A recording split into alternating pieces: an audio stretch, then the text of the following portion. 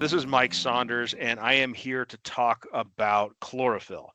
So, chlorophyll is the pigment in plants, all plants that has them makes them be green.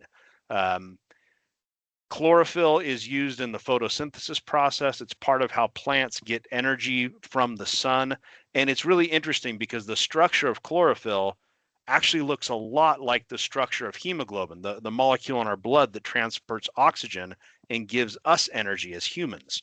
Um, Now, when it comes to chlorophyll and nature sunshine, we don't actually use the molecule chlorophyll in our products. We use a molecule derived from chlorophyll called sodium copper chlorophyllin. And this is actually a really important distinction because there's a big difference between sodium copper chlorophyllin and the molecule chlorophyll.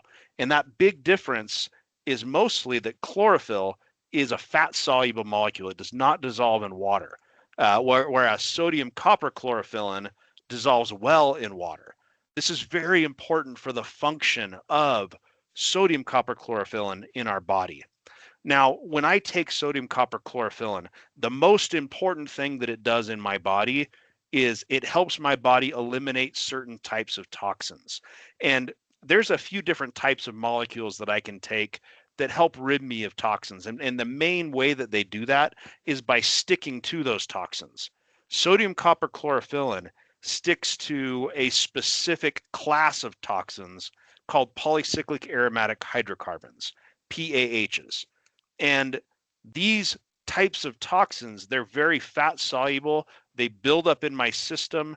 I get exposed to them just by breathing the air or eating the food that I've made, because whenever I burn hydrocarbons, whether it be burning gasoline, burning coal, things like that, that I'm breathing in from environmental pollution, or even just burning bread when I toast it or burning meat on the grill, I'm getting a very small amount of these toxins.